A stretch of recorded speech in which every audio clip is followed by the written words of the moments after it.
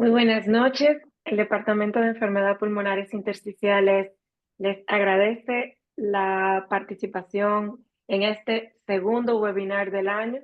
Nosotros estamos felices de que nos puedan acompañar, sobre todo con el tema que nos acompaña este día a desarrollar el doctor Martín Fernández, sabiendo que no solamente tiene que ver con intersticios, sino con cáncer de pulmón, recordando que estamos en el mes del cáncer de pulmón como uno de los principales puntos que pueden desarrollar estas condiciones de las que se van a conversar la noche de hoy. La noche de hoy vamos a hablar sobre actualización en toxicidad pulmonar por fármacos oncológicos, un tema que realmente nos apasiona porque no solamente involucra el médico neumólogo, sino también la multidisciplina de oncología. Nos da mucho placer que no solo neumólogos estén con nosotros viendo el tema. Y hay que saber que la enfermedad pulmonar inducida por fármacos, pues realmente va a ser todo un reto porque no hay una caracterización de imágenes funcional, clínica que la defina, ni tenemos tampoco criterios que estén sistematizados para poder decir puntualmente, recordando que es por ya descarte o lo que es exclusión que vamos a definirla. Y esta variabilidad de la enfermedad pulmonar intersticial inducida por fármacos es lo que nos ha motivado como departamento. Agradecemos al doctor Fernández que lo desarrolle, porque no es solamente para que nos capacitemos, para que podamos dar un mejor servicio, sino para lo más importante, para que podamos enseñar a nuestros pacientes respiratorios que tienen condiciones neoplásicas y están llevando esos tratamientos a identificar de forma temprana esta condición y que de esa manera nos ayuden a hacer intervenciones oportunas, no solo el paciente, sino el familiar. Mientras más nosotros aprendemos de la condición, más podemos ayudar a nuestros pacientes y hacer diagnósticos tempranos y tratamientos oportunos.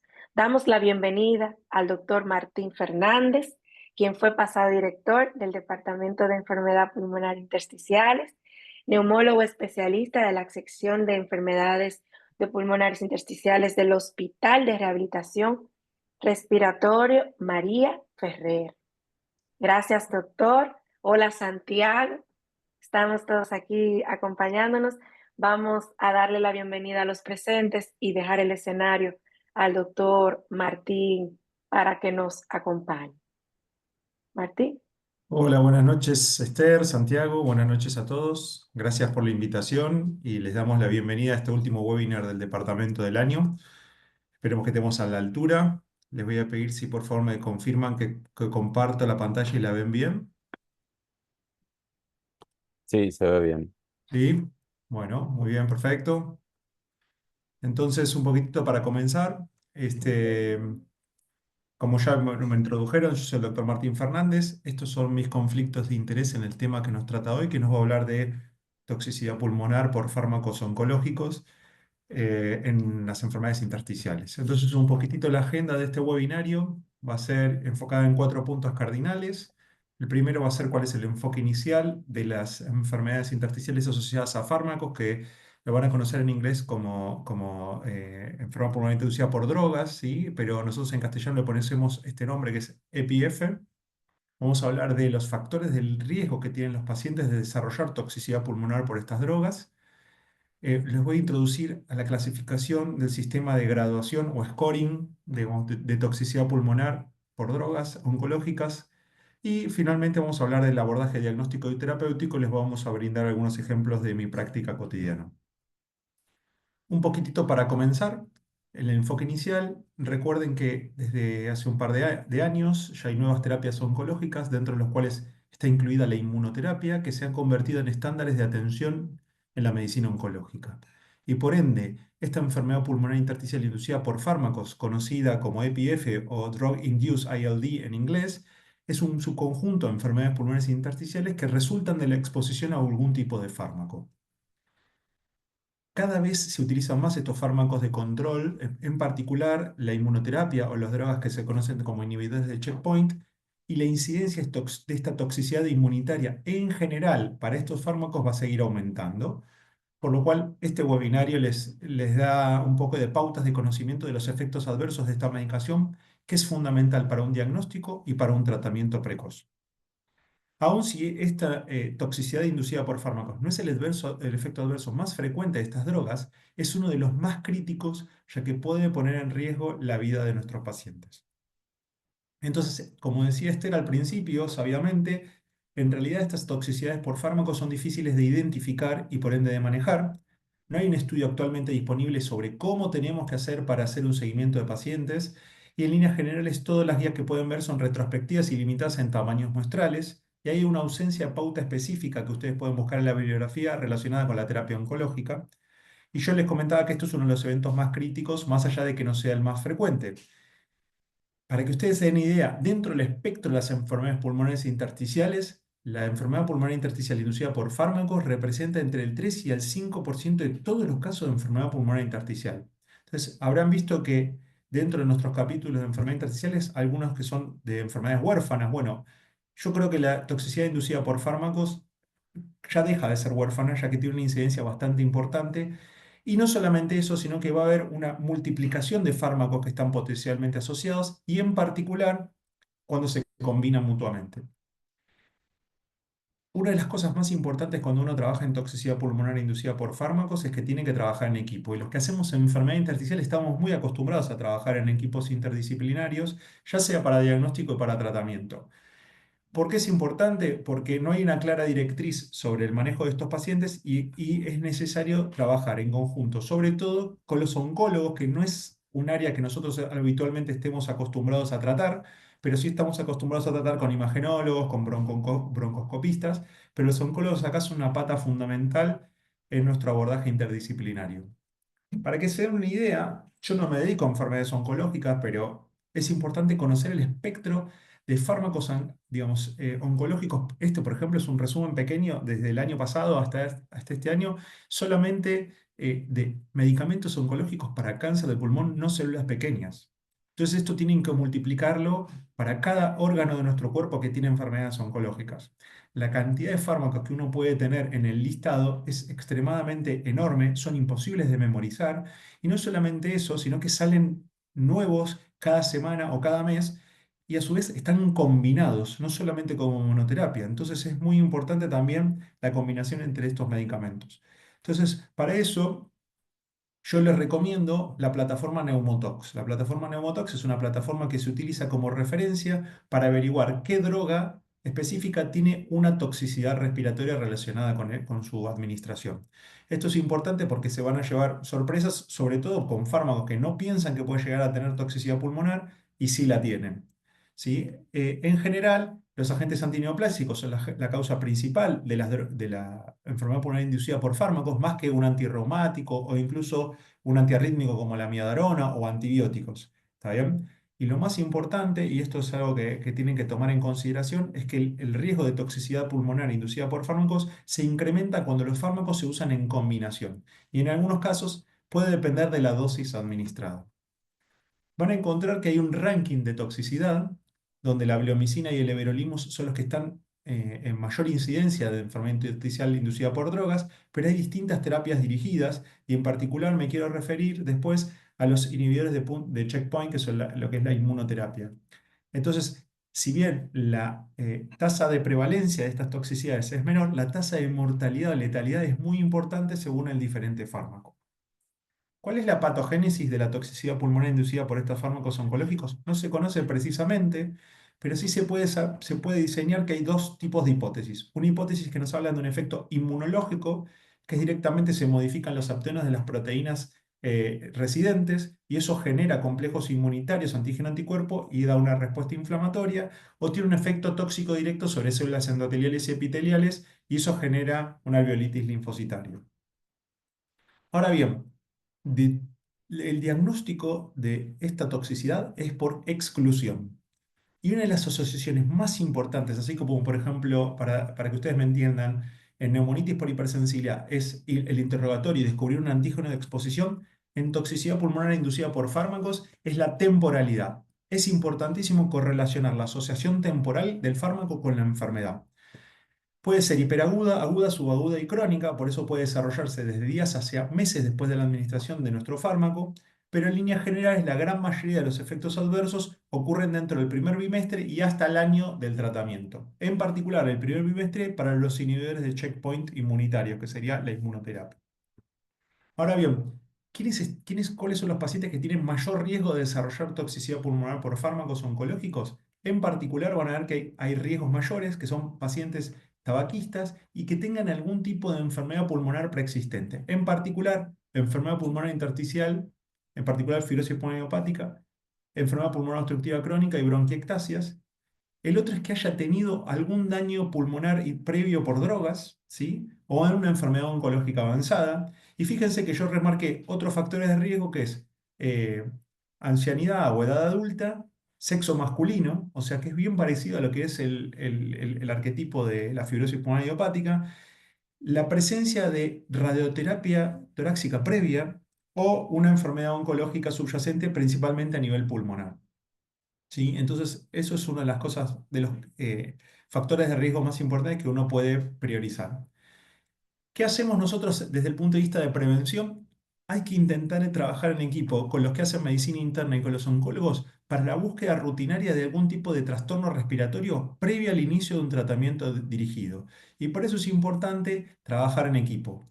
Esto es importantísimo, capacitar a los oncólogos que trabajan con nosotros en búsqueda de enfermedad pulmonar preexistente. Y para ello deben tener un correcto interrogatorio, la auscultación pulmonar en búsqueda de rales crepitantes tipo velcro previamente, y sobre todo, y esto es muy frecuente que ocurra, que los pacientes que tienen alguna enfermedad oncológica es casi con seguridad que van a tener algún tipo de imagen torácica previa. Entonces es necesario capacitar a la gente para que sepa leer las tomografías computadas de tórax en búsqueda de enfermedades pulmonares preexistentes.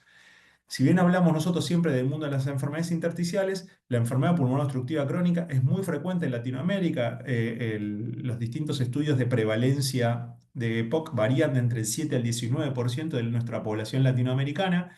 El último estudio de prevalencia en EPOC fue un estudio que se hizo acá en Argentina llamado EPOCAR. En nuestro país casi un 15% fue de prevalencia de EPOC. Y esto es importante porque los oncólogos habitualmente no saben o no toman en cuenta que tener una enfermedad pulmonar de parénquima previo es un factor de riesgo para desarrollo de toxicidad pulmonar. Y fíjense, dentro de nuestro espectro, nuestro árbol de enfermedades intersticiales, digamos, la enfermedad intersticial inducida por drogas o asociada a drogas ocupa un pequeño capítulo, pero yo ya les comenté que es más del 5% de todas las enfermedades intersticiales. Entonces, yo creo que esto va a cambiar con el correr del tiempo y esto va a ser directamente un capítulo aparte mucho más grande en términos de prevalencia. La otra cosa que yo les quería comentar, y los que ya la conocen me parece genial, pero sobre todo el mundo de la enfermedad intersticial no conocemos este tipo de sistemas llamados sistema grading o clasificación por severidad, esto sirve para clasificar a los pacientes según la toxicidad.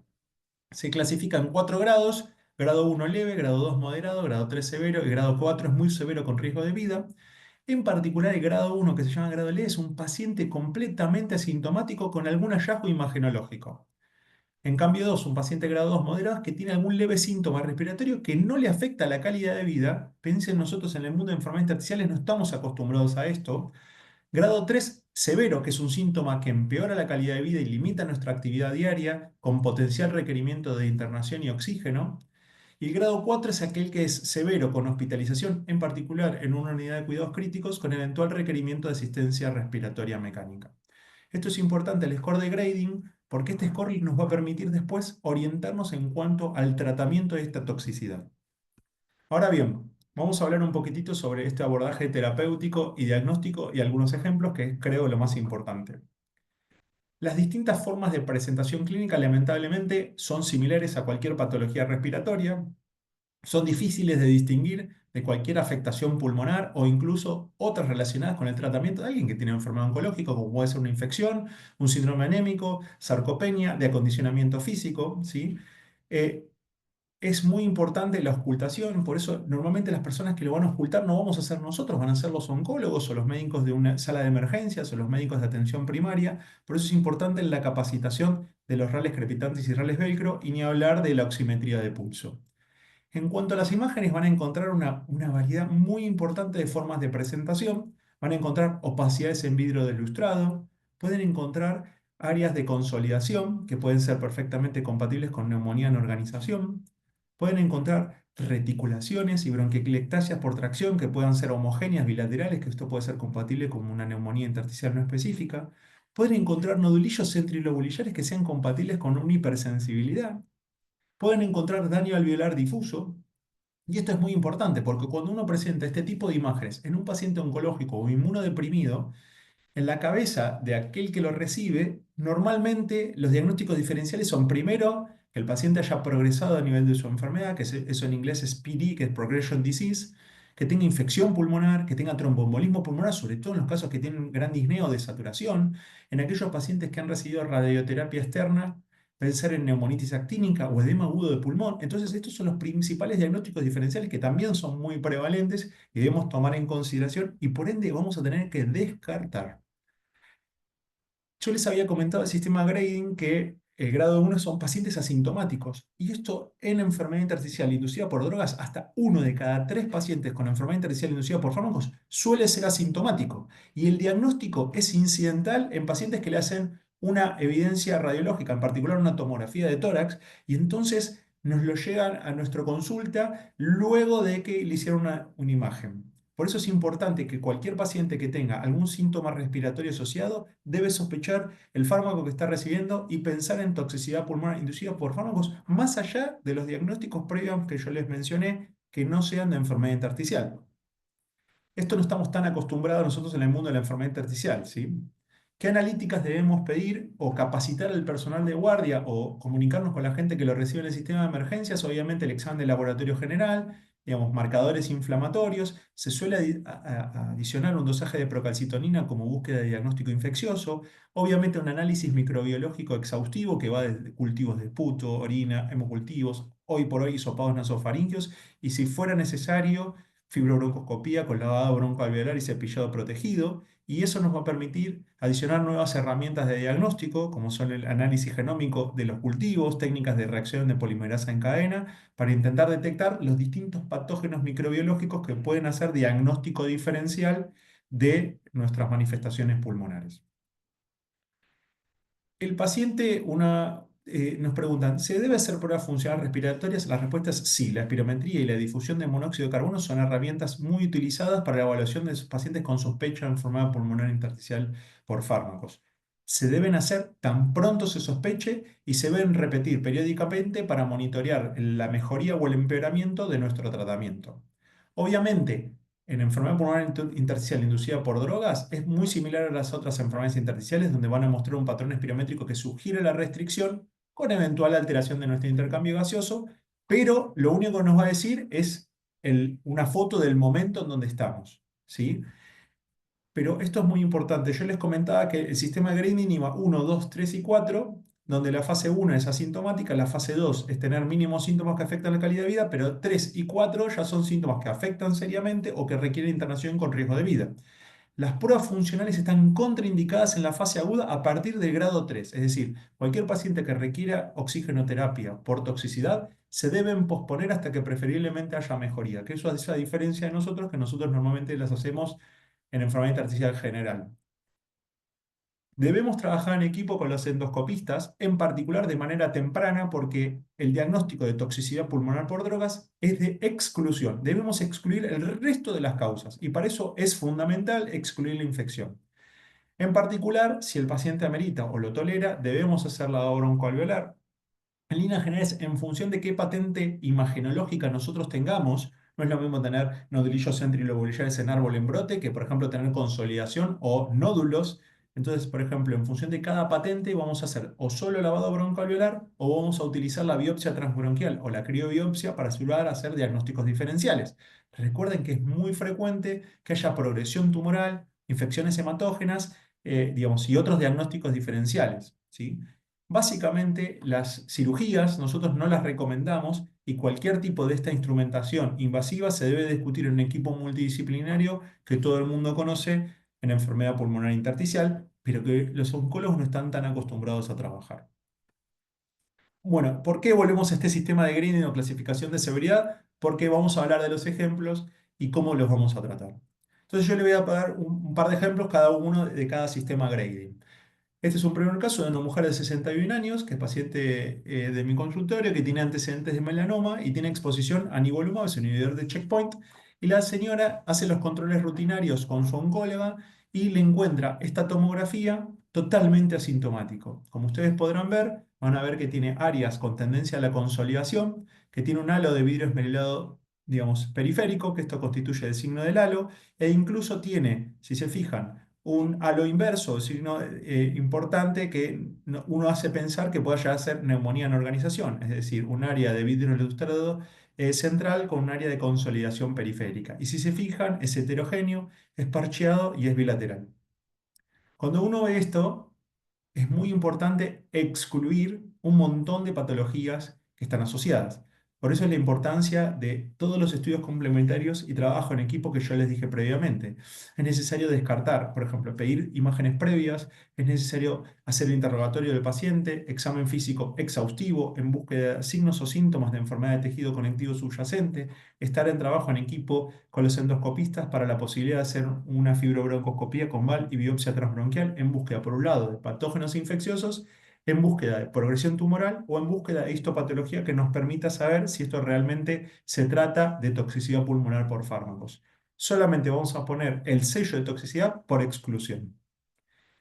¿Qué debemos hacer si nosotros sospechamos en este paciente con todo lo que yo les comenté? El examen clínico, ¿sí? ¿Cuáles son los signos vitales, los laboratorios, asesoría infectológica y la consulta con el neumólogo, lo que les acabo de comentar? Un examen de función respiratoria y el descarte de patología infecciosa de progresión tumoral. De nosotros excluir cualquiera de estos diagnósticos alternativos, lo vamos a clasificar como grado 1 porque el paciente no tiene síntomas y solo tiene hallazgos imagenológicos. ¿Cómo se trata esta toxicidad pulmonar por grado 1? Lo primero que hay que hacer es discontinuar la droga que estaba recibiendo, en este caso el inhibidor de checkpoint. ¿Y qué se hace? Según la extensión tomográfica, se da una dosis de corticoides de 0,5 miligramos por kilo de prednisona o bioequivalentes y se hace un seguimiento. Si el paciente suspendió la droga y eso luego de 2 semanas, se vuelve a monitorear este tipo de pacientes en busca de respuesta, ya sea un monitoreo clínico, tomográfico y funcional. Fíjense que los tiempos son diferentes a lo que nosotros utilizamos en la enfermedad pulmonar intersticial, donde nosotros esperamos un mes, 2 meses, 3 meses, ¿sí? Y esto es importante porque si el paciente decide, porque es la única línea de tratamiento, el oncólogo decide continuar la droga, es muy importante, fíjense, el monitoreo es cada 2 o 3 días y la tomografía y la espirometría es cada 2 o 3 semanas de control. Si el paciente responde a nuestro tratamiento y hay resolución imagenológica, se hace un tapering esteroideo, en líneas generales es 4 semanas, y se reinicia con la droga discontinuada. Que esto es muy importante, que en inglés se conoce como re-challenge, o sea, reexposición, porque los pacientes muchas veces son primera o segunda o tercera línea de tratamiento y no tienen otras alternativas. Entonces uno tiene que hacer todo el esfuerzo terapéutico para que el paciente continúe con la medicación, que al mismo tiempo le está dando la toxicidad. Pero si el paciente no responde o progresa, se clasifica como grado 2, es decir, progresa a un mayor grado de daño pulmonar inducido por drogas. Paso a un segundo caso, este es un paciente masculino de 71 años, es ex tabaquista, presenta cáncer de colon, tiene exposición a Folfox modificado 6 y concurre ya con síntomas de disnea grado 1 de MERSI. Y tiene esta tomografía. Si se fijan, van a encontrar engrosamientos septales, interlobulares, que nosotros conocemos como reticulación, en un paciente que previamente no lo tenía, ¿sí? Y esto se extiende de vértice a base. Entonces, cuando un paciente tiene estas características, el leves síntomas respiratorios ya los tiene, nosotros tenemos que hacer exactamente la misma dinámica. Un examen clínico exhaustivo, ¿sí?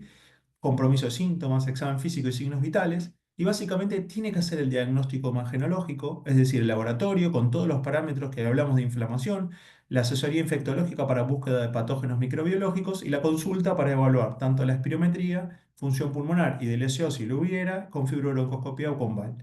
Si nosotros excluimos ese diagnóstico diferencial, lo clasificamos como toxicidad de grado 2, que eso directamente se recomienda discontinuar la droga y el tratamiento esteroideo, fíjense que ya sube, de 0,5 pasa a 1 o 2 miligramos por kilo de prednisona bioequivalentes y muchas veces el timing en el cual nosotros queremos descartar la infección, no siempre tenemos disponible, digamos, la broncoscopía compal para hacer un diagnóstico de descarte rápido. Entonces se debe considerar el antibiótico si no hay posibilidad de descartar los signos de infección.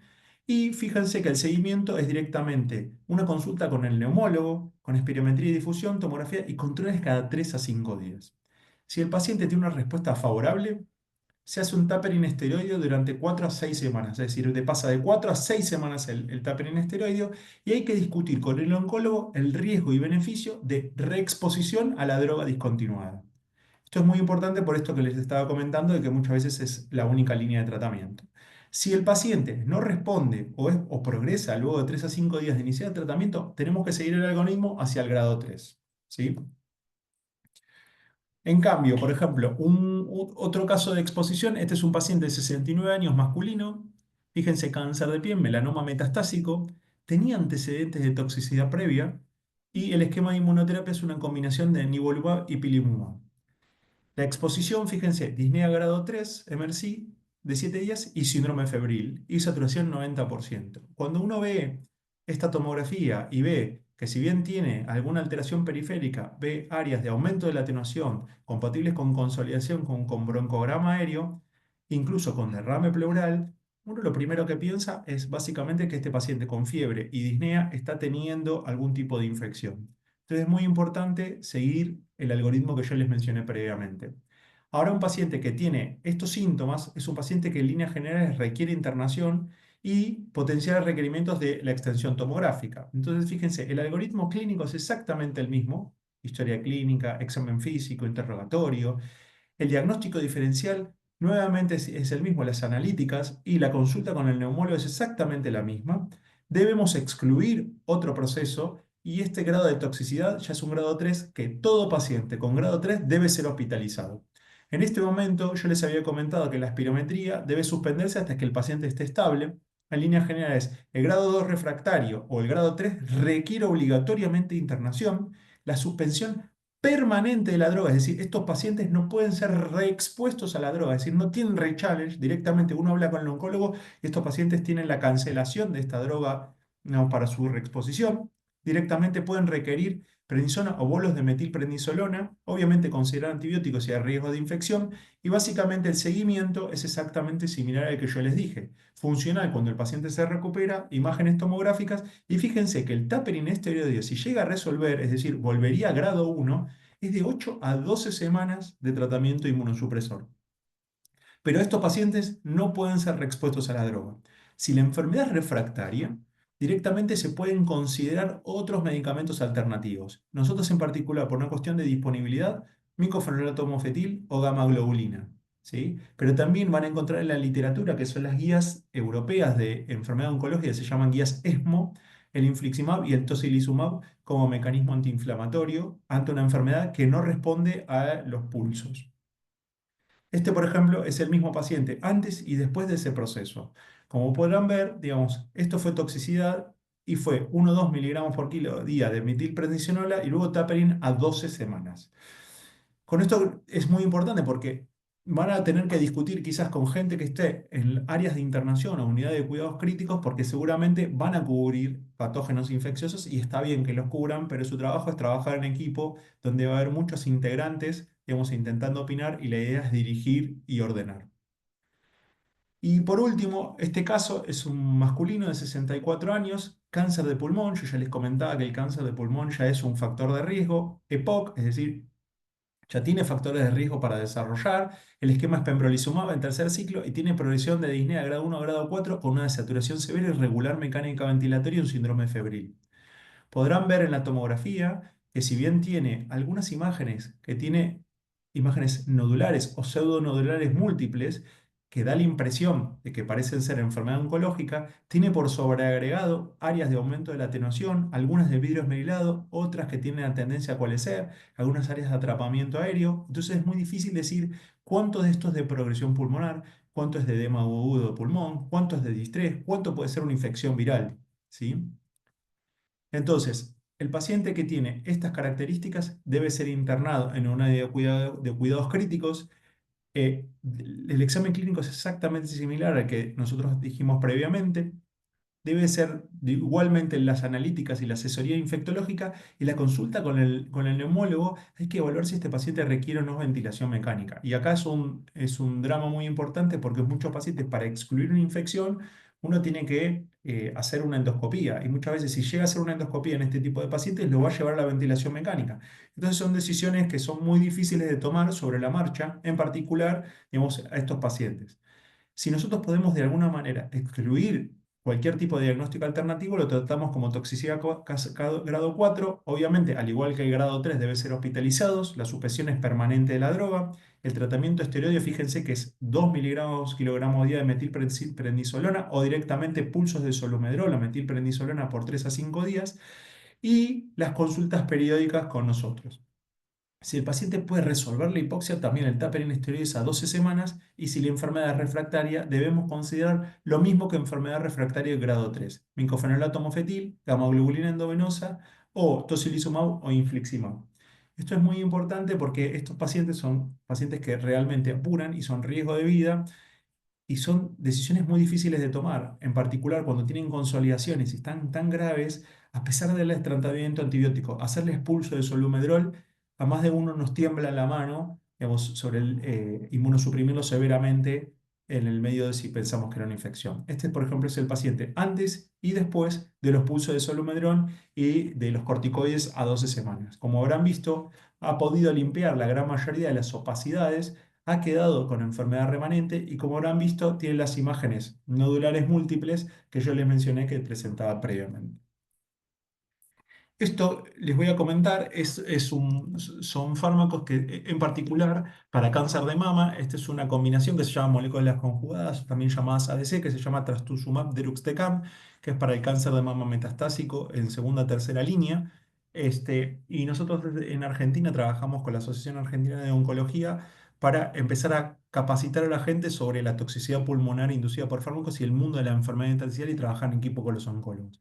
Esta droga que se utiliza para cáncer de mama, que se llama trastuzumab deruxtecan, para que ustedes se den una idea, es una droga que se está utilizando a partir de este año, que una de las cosas más importantes es para líneas de tratamiento, pero esto es lo que más que les quiero mostrar, que tiene una toxicidad de 15% en forma de enfermedad intersticial. Cuando los oncólogos me comentan, mira, Martín, nos parece que es una toxicidad baja, y mi respuesta es no. Toxicidad en forma de enfermedad intersticial, 15% de todos los que reciben los fármacos, es muy alta. Tal es así que esta droga, a diferencia del resto que les acabo de mostrar del sistema grading, ya tiene directamente un algoritmo propio de búsqueda rutinaria previo al inicio de la medicación de enfermedad intersticial, porque la toxicidad puede ser no solamente muy frecuente, sino mortal. Fíjense que esto es un algoritmo distinto al que les mostré previamente. Digamos, esta molécula salió hace poquito y tiene directamente un algoritmo propio de enfermedad intersticial. Entonces, cuando el paciente o la paciente tiene cáncer de mama y requiere esta medicación, el oncólogo está obligado a descartar que este paciente tenga enfermedad intersticial. Obligado a descartar. Si la tuviera, no le puede dar la medicación. Y una vez que, si la paciente no tiene enfermedad intersticial y comienza con esta medicación, se lo debe educar a el paciente, familiar y a todo el equipo médico, que cuando el paciente tenga algún mínimo síntoma respiratorio, inmediatamente debe hacer una consulta al servicio de emergencias para hacer una tomografía de tórax y debe discontinuar permanentemente esta droga. Y hay un manejo específico con corticoides, obviamente, digamos, para esta medicación. ¿Por qué? Porque es altamente frecuente su toxicidad y potencial mortalidad, que es básicamente parte de la charla inicial que les comentaba. Y como conclusión, y después estoy abierto a preguntas, la toxicidad pulmonar es más frecuente y lo va a ser cada vez más, y es potencialmente mortal. La van a ver más cada vez más como neumólogos en toda Latinoamérica. Se requiere un enfoque multidisciplinario, ya sea parte de nosotros los neumólogos, pero también los oncólogos y los radiólogos deben trabajar en equipo. Es más frecuente en pacientes con enfermedad respiratoria previa y o toxicidad pulmonar previa. Y una vez sospechada, hay una gran cantidad de diagnósticos diferenciales que debemos descartar. No hay un criterio definido y por ende su diagnóstico es por exclusión y esto nos crea un desafío en la práctica cotidiana, no solamente de diagnóstico, sino también de tratamiento. Y nosotros a través de las pautas educativas necesitamos que tengan mayor conocimiento del servicio de urgencias y los médicos de atención primaria, quienes son los que lo van a recibir inicialmente a este tipo de pacientes y van a tomar la conducta adecuada. Y con esto finalizo, sin antes recordarles que el año que viene, ya para el 4 y el 5 de abril, vamos a tener nuestras segundas jornadas latinoamericanas de enfermedades pulmonares intersticiales en nuestra edición online. Tengo el gusto de participar con el presidente y el vicepresidente, y también invitarlos para la segunda semana de julio al país hermano de México, que es casi como mi segundo país, a nuestro Congreso ALAT, al número 18, en la ciudad hermosa de Cancún. Y con esto les agradezco mucho y estoy abierto a preguntas. Excelente, Martín, como siempre. Muchísimas gracias por tan detallada descripción de la toxicidad farmacológica. La realidad es que la gran mayoría de los neumonólogos en Latinoamérica, incluso los que nos dedicamos exclusivamente a enfermedades intersticiales, no vemos con tanta frecuencia esta toxicidad. Creo que, sinceramente lo digo, creo que sos uno de los que más experiencia tiene en este tema. O sea, sos una autoridad para poder no solo hacer la revisión bibliográfica, sino mostrar todos tus casos con el detalle que los mostrás. Así que en ese sentido, gracias por la generosidad de transmitirnos toda tu experiencia. Un placer. Empezamos con el sector de preguntas y respuestas. A ver, la primera pregunta dice así, yo la voy a leer en voz alta y algunas pequeñas correcciones de tipeo voy a hacer. Hola, hay fármacos neumotóxicos que requieren esteroides por tiempo más prolongado por tener un metabolismo más lento. Creo que está tratando de preguntar de que el metabolismo del medicamento dura y perdura durante cierto tiempo y entonces uno debe tener cierta consideración en el tiempo de que le damos el corticoide. Creo que esa es la pregunta. Un Sí, comentario al respecto. a ver, si bien hay metabolizadores rápidos y lentos, las guías no establecen eso. Estoy hablando de las guías de enfermedad oncológica. Digamos, hay dos guías importantes, en realidad tres. Las guías ASCO, que son las americanas, de enfermedad oncológica, las guías ESMO, que son las guías europeas, y la NCCN, que es National Comprehensive Cancer Network, que sería como para que uno se entienda el mundo neumonológico, ATS Chest, las dos americanas, y la IARES, una cosa así. Digamos, más allá de los metabolizadores, las pautas establecen en función del grading la cantidad de semanas que uno debe hacer. Después, sí estoy de acuerdo con que hay alguna gente que va a requerir más. Les doy un ejemplo específico. Hay pacientes que, por ejemplo, requieren esteroides. Vamos a ponerle una toxicidad grado 1 que requiere 4 a 6 semanas. Y sin embargo, el paciente no termina de mejorar, uno está habilitado a darle más tiempo, pero en líneas generales puede intentar utilizar algún ahorrador de esteroides durante tiempos más prolongados. Claro, o sea, es correcto. Pero hay que individualizar caso a caso, me parece. Como mínimo, ¿qué dirías? Mínimo debe ser un El mes. mínimo que se establece, el mínimo que se establece es 4 a 6 semanas por toxicidad grado 1. Pero en cambio, si las toxicidades van aumentando, ya van subiendo en cantidad de semanas, 6 a 8 y de 8 a 12 y hasta 12. Ahora, si los pacientes, digamos, es como la neumonía en organización, si son esteroide dependientes, uno está habilitado a darle inmunosupresor. Por eso siempre está este fragmento inferior que yo le hablo de enfermedad refractaria, donde está el micofenolato como opción. Bien, Súper. vamos a otra pregunta de la doctora Edith Aimé Alarcón Dionet, que nos dice, bueno, gran charla, muchas gracias por compartir. ¿Qué experiencia tienen con el uso de antifibrosantes? ¿Los han llegado a utilizar en estos casos? No. O sea, creo que acá es muy importante diferenciar, ¿sí? La toxicidad pulmonar es una injuria, ¿sí? Y es predominantemente por estos mecanismos fisiopatogénicos que yo les comenté, por eso se dan esteroides o inmunosupresores, gamma globulina, ¿está bien? Yo creo que es muy importante, digamos, hay mucha gente, muchos oncólogos que las tomografías que utilizan no son de alta resolución, entonces quizás no hayan detectado, por eso es importante, yo les comentaba las tomografías previas. Hay algunos pacientes que quizás tengan enfermedad intersticial previa Previo, claro. y lo que hace el fármaco oncológico es exacerbar esa toxicidad y ponerlo en mayor, digamos, en demasía. Pero fisiopatológicamente no correspondería dar un antifibrosante, ¿está bien? Porque la Pero fisiopatología es una de las diferente. formas de presentar de la toxicidad pulmonar, Por ejemplo, ¿podría puede ser ser una una anemia NSIP. fibrótica? La respuesta es sí, La respuesta es sí, puede ser una anemia fibrótica, pero no hay evidencia bibliográfica que avale el uso de antifibróticos. Antifibrote. ¿Está bien? No, súper. O sea, en mi experiencia personal yo nunca usé, veo mucha toxicidad, digamos, pero sí lo que te puedo decir es que casi con seguridad esos pacientes tenían algún tipo de enfermedad intersticial previa, aunque sea mínima, digamos, cuando uno revisa las imágenes previas que nadie detectó y Claro, se exacerbó con el uso de la medicación oncológica. claro. Excelente. Tenemos otra pregunta que nos comentan, ¿qué hacer en países donde no hay aprobación para el uso de infliximab en pacientes con toxicidad refractaria a los esteroides? A ver, son medicamentos de alto costo, son muy difíciles de conseguir.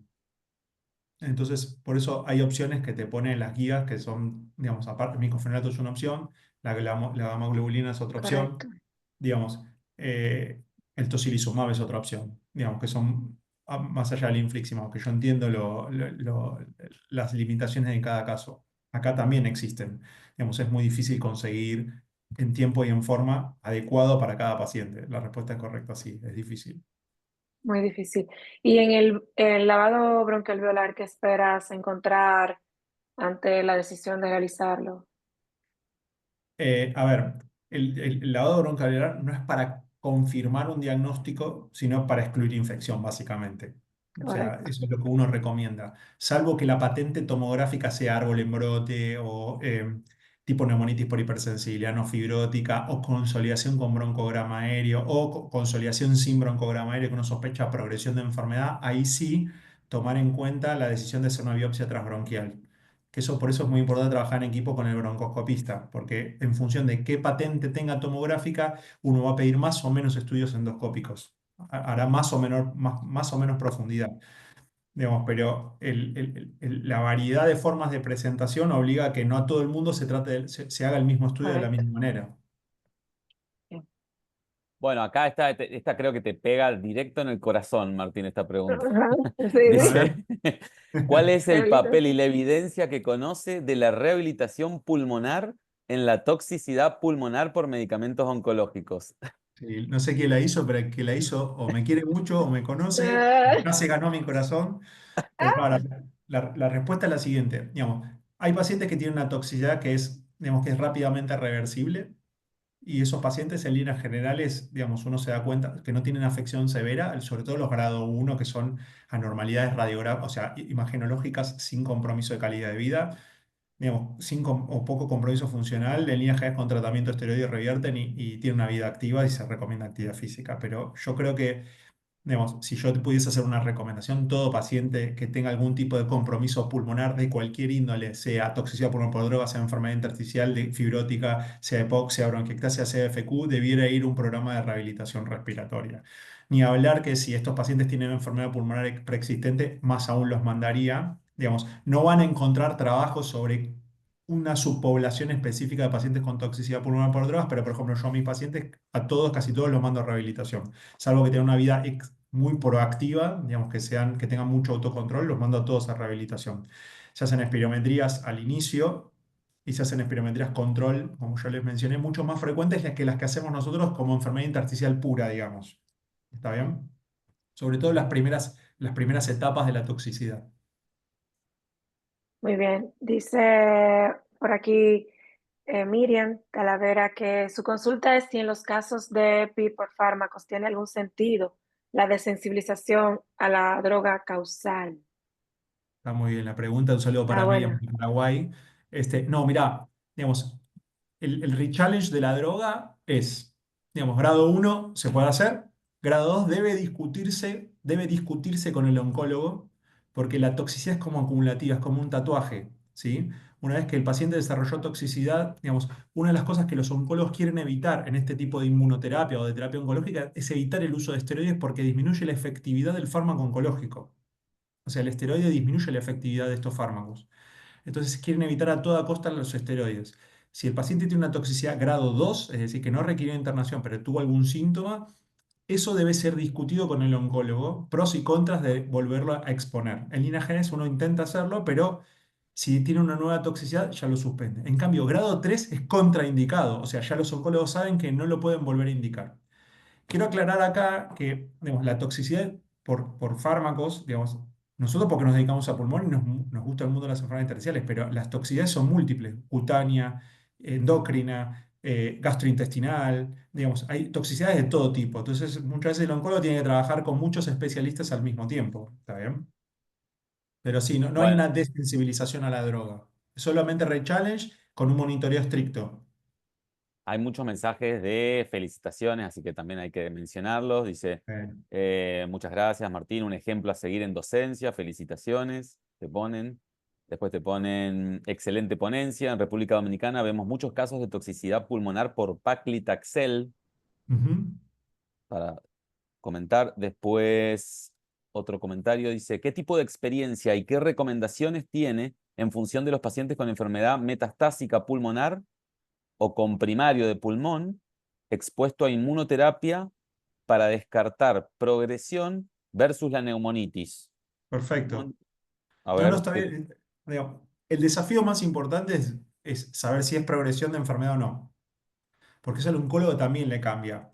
Y acá uno tiene que intentar trabajar en equipo, digamos, sobre todo con el endoscopista, para intentar diagnosticar. Digamos, si no lo puede diagnosticar de ninguna manera y el paciente la amerita, se puede hacer una biopsia, pero eso tiene que ir en un equipo multidisciplinario de comité de tórax, porque son pacientes de riesgo.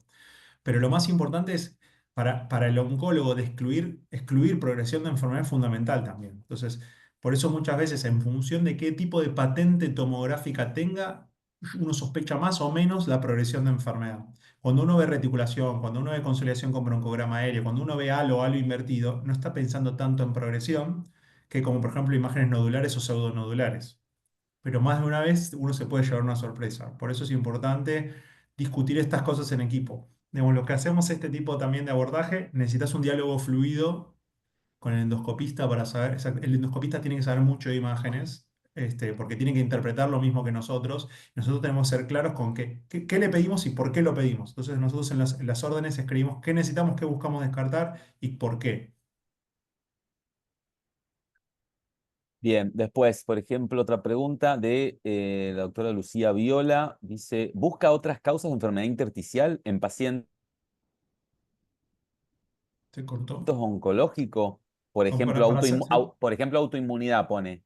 se cortó, perdona Que Santi, la repita, Santiago. la repitas. Perdón, perdón, lo que dice la pregunta es que si tenemos un paciente que tiene una enfermedad intersticial, la estamos detectando, tiene toxicidad supuesta por un medicamento Oncología. oncológico, y la pregunta concreta pone abajo, por ejemplo, si se hace la búsqueda de autoinmunidad, o sea, si La seguimos el respuesta, camino de algoritmo diagnóstico clásico de una enfermedad intersticial. la respuesta es sí, yo lo hago siempre. Como buen especialista en enfermedades intersticiales, busco la enfermedad de tejido conectivo oculta. Acá es muy importante dos cosas. La primera es si tiene imágenes previas, porque si tiene imágenes previas y no tiene absolutamente ningún tipo de lesión pulmonar, que eso es el concepto de temporalidad que yo les mencionaba, aún así yo busco enfermedad autoinmune por las dudas, porque el problema más importante es cuando uno trata algo que todavía es un diagnóstico por exclusión, entonces debe excluir otras causas. Pero no es lo mismo tener una imagen previa sin patología que tener una imagen de mala calidad que uno puede tener alguna normalidad y eso ya cambia el panorama. Pero la respuesta es sí, sí, siempre la busco. El interrogatorio es el mismo que una enfermedad intersticial, igual, hago el mismo. ¿Cuál es la experiencia con neumonitis asociada a ciclofosfamida como linfoma y cáncer de mama? No he Dice visto, Federico Arteta. No he no, visto. no he visto por ciclofosfamida en mi experiencia personal. Digamos, la ciclofosfamida nosotros lo utilizamos mucho para otras enfermedades intersticiales y no hemos visto toxicidad. Sí puedo decir, digamos, que he visto toxicidad por rituximab, que es algo que nosotros utilizamos mucho en enfermedades de tejido conectivo, pero nosotros la vemos mucho en los pacientes oncohematológicos que utilizan distintos esquemas que incluyen el rituximab. ¿Está bien? Y eso sí hemos visto toxicidad pulmonar por rituximab. Ok. Y dice la doctora Ivette que muchas felicitaciones por la plática. ¿Cuánto tiempo se debe mantener la vigilancia en los pacientes que reciben tratamiento que pudieran ser asintomáticos?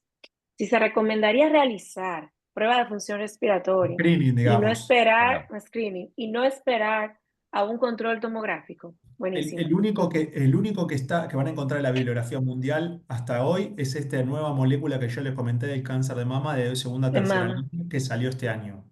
Es el único que te dice que tenés que escreenear y descartar obligatoriamente enfermedad pulmonar intersticial. Es el primer artículo que sale en toxicidad pulmonar por drogas que debes excluir.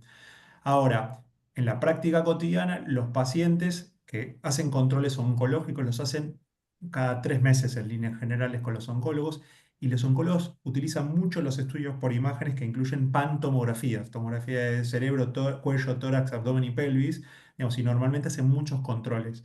Entonces, en líneas generales, acá lo más importante es capacitar a los oncólogos para la búsqueda de la detección. ¿Está bien? Porque a nosotros no nos va a llegar el que no tiene toxicidad en líneas generales. O nos mandan para saber si ese paciente va a desarrollar o no, que eso es una de las cosas que uno logra con la educación médica continua, con los oncólogos, pero en líneas generales, si no, con la búsqueda rutinaria y tratar de educar a los oncólogos es suficiente. Buenísimo. Comentan, bueno, ponen toxicidad por amiodarona, no hacen una pregunta, sino quizá hacer un comentario. A ver, Hace mucho que no hablamos y no discutimos de la toxicidad por amiodarona. ¿Existe, no existe? ¿Es real, no es real?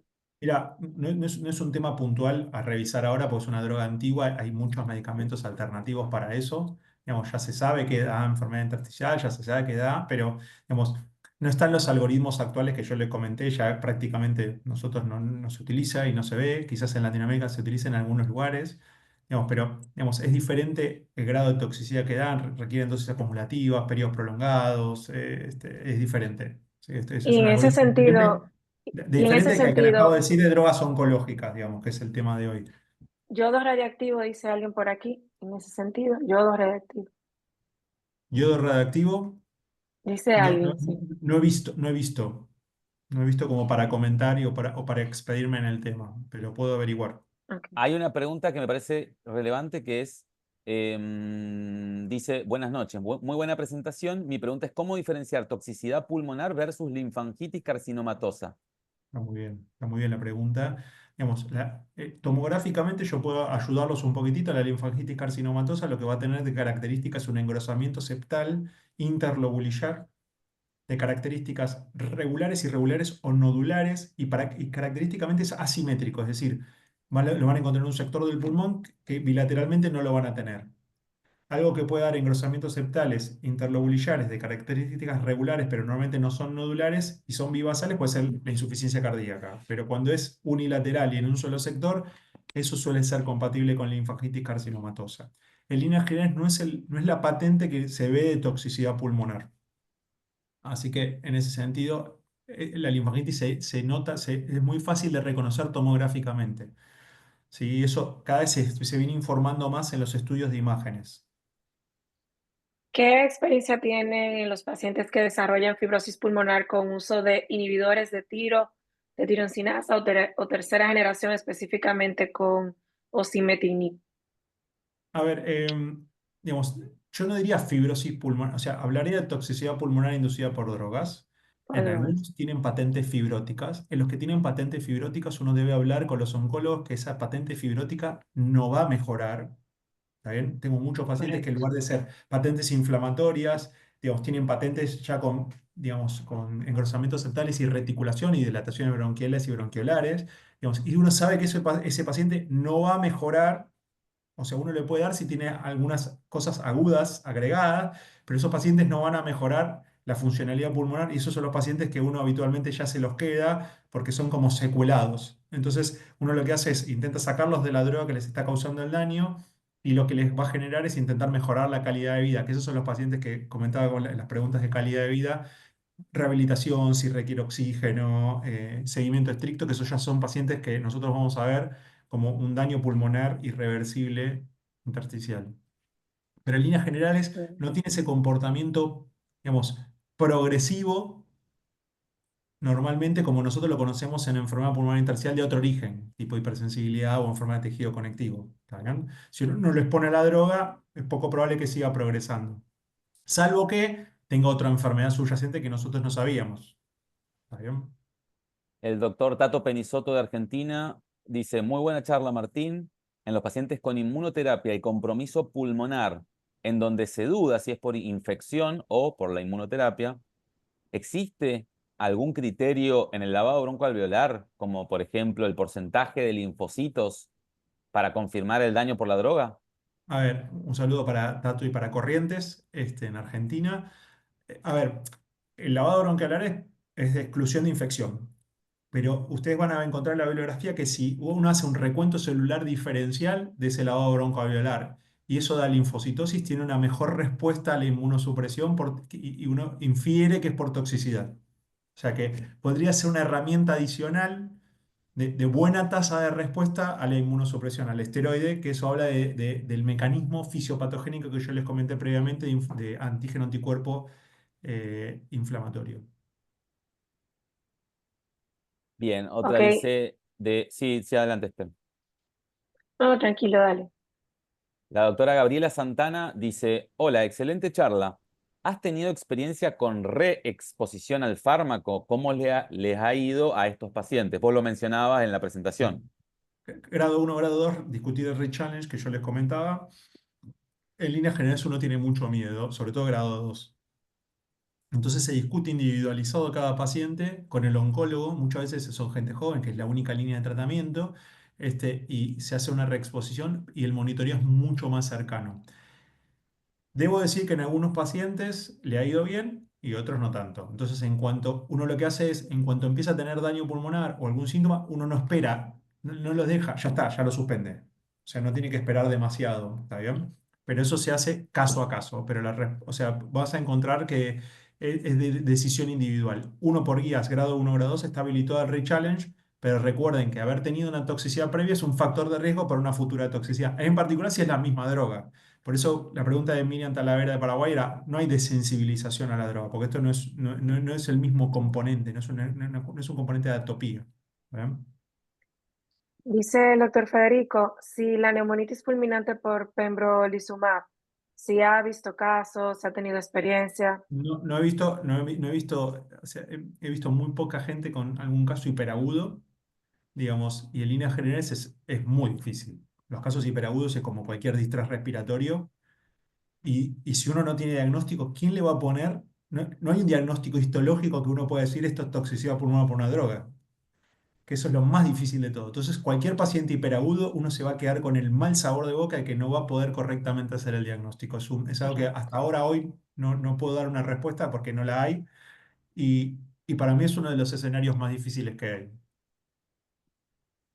Una pregunta concreta es sobre el rol de los estudios de PET-CT y FDG.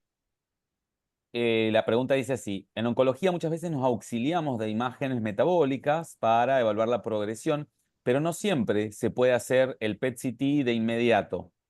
¿Qué opinión le merece el uso del PET-CT y FDG en el descarte de progresión frente a neumonitis? La respuesta está muy bien, o sea, la pregunta está muy bien. El problema más importante es que el PET da muchos falsos negativos. Todo lo que es inflamatorio, o sea, el PET que utiliza desoxiglucosa, Falsos positivos. digamos, ¿cómo? Falsos positivos. Claro, porque, digamos, cualquier inflamación que nosotros tengamos en el tejido pulmonar en particular va a consumir mayor cantidad de glucosa y va a marcar más. Entonces, lamentablemente, digamos, no te sirve para eso. Te puedes dar imágenes nodulares, pseudonodulares, consolidación, nodulillos. Eso, lo que pasa es que está por debajo del límite de resolución si son pequeñas. Pero lamentablemente no es de ayuda. Van a ver que en las guías ninguna dice PET, todas dicen tomografía y van a encontrar que dicen de alta resolución o cortes finos porque van a querer ver el tipo de patente tomográfica intersticial que eso los va a ayudar a después definir. Pero la respuesta es no porque toda sustancia, o sea, todo lo que es inflamatorio, digamos, va a marcar. Aquí viene una. En los pacientes pediátricos también hay estudios de toxicidad y es el mismo seguimiento que para pacientes adultos. No Adrián tengo idea. Uribe. No tengo idea. No voy a responder, o Co- sea, el Fuerte. pediátrico no es un adulto pequeño, no es mi área de expertise y no le puedo No, comentar a toda Latinoamérica algo que no sé. difícil. Es Pero correcto. eso es un mundo totalmente desconocido para mí, entonces me abstengo sabiamente de esa respuesta. Claro, claro. Bueno, creo que estamos terminando, Esther. ¿Qué nos queda? A ver, Sí, una aclaración de Rubén Guamán. Martín, sí, uno siempre que más. se encuentre epifibrótica, ¿debemos pedirle siempre panel de autoanticuerpos? Bueno, creo que Lo respondiste un poco esta Creo pregunta. que ya lo dijimos, sí. Y la otra, bueno, la importancia del rol multidisciplinario, de la discusión multidisciplinaria, lo de lo pediátrico, y después dice la última, que quedó sin responder, es si hay pacientes con EPOC que van a empezar inmunoterapia porque tienen algún tipo de situación oncológica. Bueno, si hay alguna recomendación en particular para esos pacientes que tienen EPOC. La recomendación es cuando tienen daño de parénquima pulmonar previo, el oncólogo tiene que estar alerta a, digamos, trabajar con el neumólogo, digamos, en búsqueda precoz y rutinaria. Entonces, por ejemplo, ese paciente ya tiene que tener una espirometría previa, ¿sí? Imagen previa, y después se tiene que hacer un seguimiento un poquitito más pormenorizado, estar mucho más atento a los síntomas respiratorios. La toxicidad que es grado 1, que es la que es, simplemente la van a ver los oncólogos en los controles oncológicos convencionales que le piden una tomografía y le encuentran algo. Porque justamente el grado 1 es asintomático, no tiene síntomas. Lo van a ver solamente por un hallazgo imagenológico. Pasa que en oncología se hacen imágenes rutinarias, entonces por eso lo van a ver. Pero en líneas generales tiene que estar más atento y educar al paciente. Bueno, pues ya con la última pregunta y para poder cerrar la noche con broche de oro, ¿cómo se puede diagnosticar de manera temprana y con 28 preguntas respondidas? ¿Cómo se puede diagnosticar de manera temprana la toxicidad pulmonar en pacientes expuestos a agentes químicos o medicamentos? Yo creo que la manera más importante es algo que les comentaba previamente, que es lo que estamos haciendo ahora, que es la educación. O sea, la educación y el conocimiento de las guías, de cómo se debe trabajar en equipo, de la complejidad que requiere diagnosticarlo y tratarlo, de trabajar en equipo con la gente, sobre todo con gente que no solamente está en la consulta externa, sino gente que está en atención de urgencias, en los internistas, los oncólogos, que no son gente con la que normalmente estamos habituados, pero esos son los que van a ver los pacientes en primera línea, ¿sí? Como la trinchera son los que tienen que estar más capacitados y este componente educativo que estamos haciendo ahora creo que es la mejor manera o herramienta de diagnosticarlo precozmente. Así es. Bueno, doctor Martín Fernández, en nombre del Departamento de Enfermedades Pulmonares Intersticiales ALA, a los 93 participantes que estuvieron escuchándolo, atentos, activos, con sus 28 preguntas respondidas, le damos las gracias por acompañarnos, pero recordando, como decíamos al principio, lo más importante no solo es educarnos y llevar que esto que nos has traído al plano profesional solamente, sino saber que nuestra motivación fue aprender para capacitar a lo que bien nos explicabas, a los pacientes, a las familias, para que puedan detectar a tiempo, independientemente de la patología oncológica que lleve, el tratamiento que ya vaya presentando, cuando esté iniciando algún síntoma, reconocerlo para que nosotros podamos ayudar de forma temprana a definirlo y a tener una propuesta terapéutica oportuna. Gracias a todos esta noche, gracias por acompañarnos y el mes que viene nos vemos ya en la reunión de departamento. Un placer. Gracias, buenas noches, muy amable. Buenas noches.